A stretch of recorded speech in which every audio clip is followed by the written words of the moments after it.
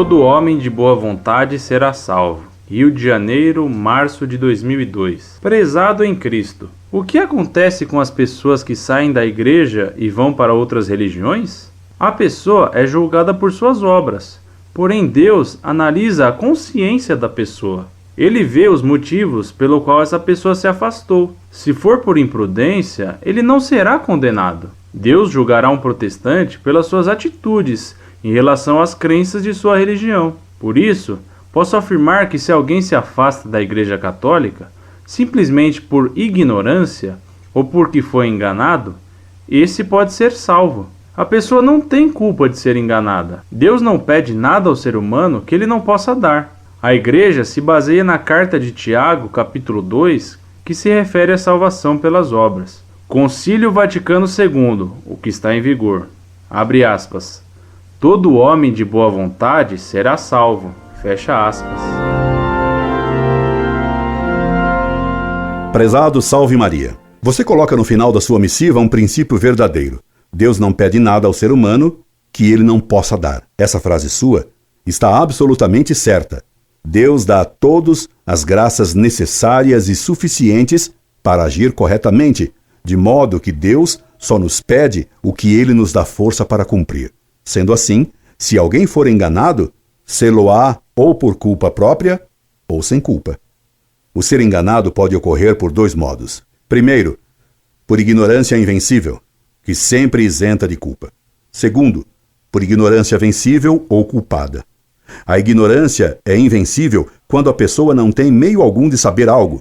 Neste caso, ela não terá culpa se for enganada. A ignorância é culpável quando ela podia ter sido vencida, mas a pessoa recusou a oportunidade de aprender o que depois lhe fez falta para não ser enganada. E para esse tipo de ignorância culpada, por ser ignorância que poderia ter sido evitada, é que Cristo pede perdão na cruz ao dizer: Pai, perdoai-lhes, porque não sabem o que fazem. Lucas capítulo 23, versículo 34.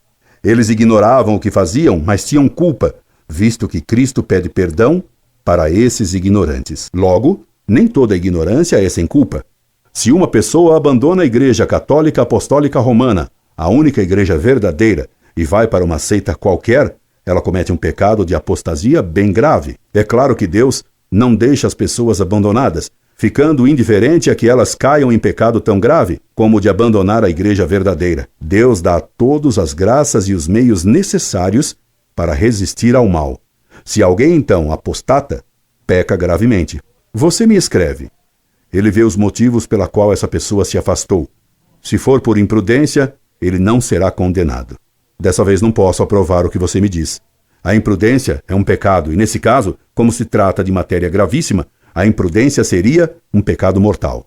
Deixe-me de novo dar-lhe razão, pelo menos em parte, pois você me diz: Deus julgará um protestante pelas suas atitudes em relação às crenças de sua religião. Nessa frase, eu teria que acrescentar algo.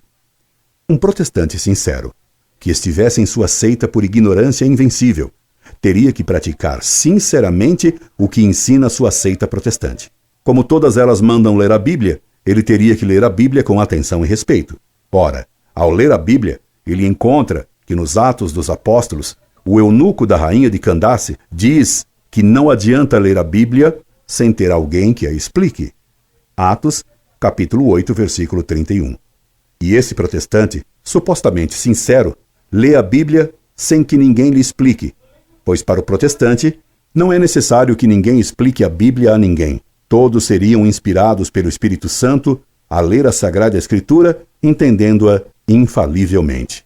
Mas então, como é que o eunuco da rainha afirmou na Bíblia que não pode-se entender a Bíblia se alguém não a explica? Por acaso o Espírito Santo teria deixado de atender ao eunuco enquanto ele lia a Bíblia? Mas que espírito desleixado ou distraído! Esse protestante leria com os seus olhos que a Bíblia afirma: a fé vem pelo ouvido. Romanos capítulo 10, versículo 17. E para o protestante, a fé vem pelos olhos, vem pela leitura e não pelo ouvido. Ao ler isso, nosso suposto protestante de boa fé começaria a se perguntar se o protestantismo de fato é certo. Mais adiante, ele leria que no Evangelho de São Lucas, Isabel saudou Maria chamando-a Mãe do meu Senhor. e que todas as gerações chamariam Maria de bem-aventurada, exceto a geração de Lutero, que se recusa a louvar a Maria. Esse protestante sincero e de boa fé, em ignorância já meio vencida, leria que na cruz Cristo disse: Mulher, eis aí o teu filho. E dirigindo-se ao discípulo, disse-lhe: Filho, eis aí a tua mãe. Lucas capítulo 19, versículos 26 e 27. Depois de ler esse testamento de Cristo, como esse protestante sincero, permita-me colocar, desde agora aspas, no adjetivo sincero, como poderia ele continuar a chamar a mãe de Cristo e Nossa Senhora Misericordiosa apenas de a Maria, como os protestantes normalmente o fazem? E depois de ler que Cristo deu a Simão, filho de Jonas, as chaves do reino dos céus e lhe confiou a missão de apacentar cordeiros e ovelhas de Cristo, como continuar protestante negando o pastor único estabelecido por Cristo? Como continuar sincero protestante mantendo o sincero sem aspas? E ademais de ler a Bíblia, que condena de 1000 modos o protestantismo, esse protestante estranhamente sincero deveria também estudar as origens do protestantismo. Deveria estudar a vida de Lutero. Lendo essa vida e lendo suas Tischreden, suas conversas à mesa, veria que o heresiarca de Wittenberg chamou Cristo de adúltero e de bêbado. Lutero, Tischreden, editora Weimar 2, 107, número 1472, página 151. E que chamou Deus de estultíssimo, página 147. Lendo as obras do heresiarca, veria que para Lutero, quanto mais o homem pecasse, mais provaria ter fé. Daí o princípio protestante: crê firmemente e peca muitas vezes. Pesquisando os cadernos de anotação de Lutero, ficaria sabendo que para esse herege, Cristo era Deus e o diabo ao mesmo tempo. Theobald Bier, Der Fröhlich Wechsel Unstreich e 30 Giorni, ano 7, número 2, fevereiro de 92, página 34. Você vê, meu caro, que não seria difícil a esse protestante sincero descobrir que a reforma foi uma rebelião contra a Igreja de Cristo e que lhe era dever de consciência tornar-se católico. Certo, a Igreja exige que para salvar-se não basta ter fé, é preciso praticar boas obras, conforme diz Santiago.